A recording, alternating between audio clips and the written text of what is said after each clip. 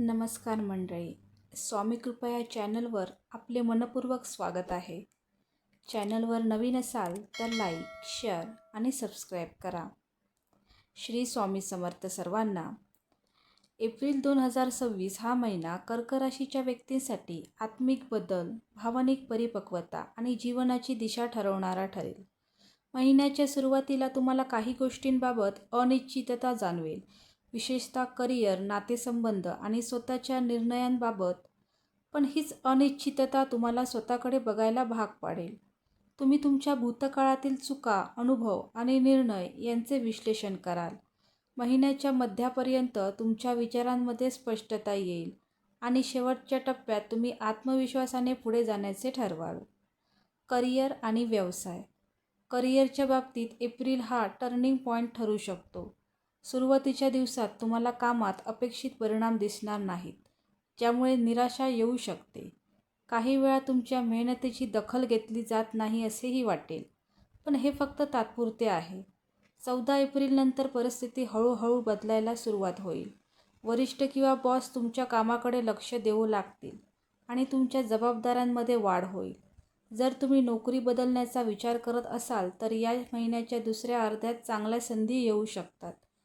व्यवसाय करणाऱ्यांसाठी हा महिना रणनीती बदलण्याचा आहे. नवीन योजना आखा, पण लगेच मोठी गुंतवणूक करू नका. तुमची संवाद कौशल्य यशाचे मुख्य साधन ठरतील. आर्थिक स्थिती. आर्थिकदृष्ट्या हा महिना बॅलन्स टेस्ट घेणारा आहे. उत्पन्नाचे स्रोत चालू राहतील, पण खर्चावर नियंत्रण ठेवणे कठीण जाऊ शकते. विशेषतः कुटुंब, घर किंवा वैयक्तिक गरजांवर खर्च वाढेल. काही जुने आर्थिक प्रश्न किंवा कर्ज पुन्हा समोर येऊ शकतात. या काळात गुंतवणूक करण्यासाठी हा महिना योग्य असला तरी ती दीर्घकालीन असावी. एप्रिलच्या शेवटी आर्थिक स्थिती स्थिर होण्याची चिन्हे दिसतील, पण त्यासाठी महिन्याच्या सुरुवातीला योग्य नियोजन आवश्यक आहे. प्रेम आणि नातेसंबंध. नात्यांच्या बाबतीत हा महिना खूप भावनिक असेल. कर्क राशी स्वभावतः संवेदनशील असल्यामुळे तुम्ही छोट्या गोष्टी मनाला लावून घ्याल. जोडीदारासोबत काही गैरसमज होण्याची शक्यता आहे, विशेषतः संवादाच्या अभावामुळे. जर तुम्ही तुमच्या भावना स्पष्टपणे व्यक्त केल्या तर नातं अधिक मजबूत होईल. काहींसाठी हा महिना नात्याची परीक्षा घेणारा असेल, ज्यातून नातं टिकणार की नाही हे स्पष्ट होईल. अविवाहित लोकांसाठी नवीन नात्याची सुरुवात होऊ शकते, पण ते नातं हळूहळू वाढेल. कुटुंबाशी संबंध मात्र मजबूत राहतील. विशेषतः आईशी तुमचं नातं अधिक जवळचं वाटेल. मन आणि भावना. हा महिना तुमच्या मनाच्या गाभ्यात जाण्याचा आहे. तुम्ही स्वतःच्या भावनांना समजून घेण्याचा प्रयत्न कराल. कधीकधी तुम्हाला एकटं राहावंसं वाटेल आणि ते चुकीचं नाही, कारण याच काळात तुम्हाला स्वतःबद्दल खूप काही समजेल.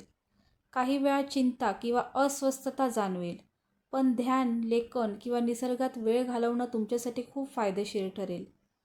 तुमचं इंट्युशन खूप स्ट्रॉंग असेल, ते तुम्हाला योग्य मार्ग दाखवेल. आरोग्य. आरोग्याच्या बाबतीत हा महिना माइंड बॉडी कनेक्शन दाखवणारा आहे.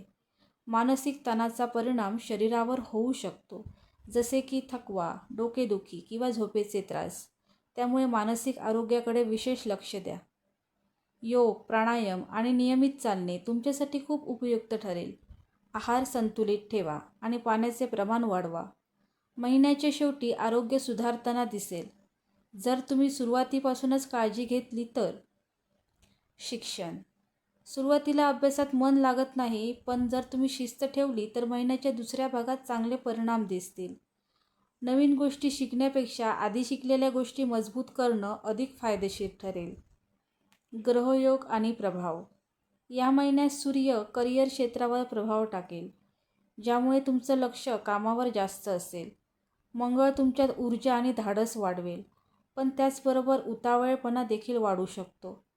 बुधाच्या स्थितीमुळे कन्फ्युजन येऊ शकते, म्हणून बोलताना विचार करून बोला. चंद्र तुमचा स्वामी ग्रह असल्याने त्याचा प्रभाव सतत जाणवेल. भावनिक चढउतार याचं मुख्य कारण तोच असेल. उपाय. या महिन्यात मानसिक शांतता राखण्यासाठी सोमवारी शिवपूजा करणे अत्यंत लाभदायक ठरेल.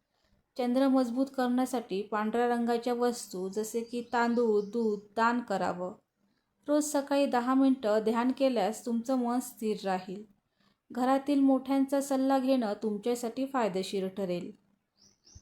एप्रिल 2026 हा कर्क राशीसाठी बाह्य यशापेक्षा आत्मिक वाढ आणि भावनिक स्थैर्य मिळवण्याचा महिना आहे. धन्यवाद.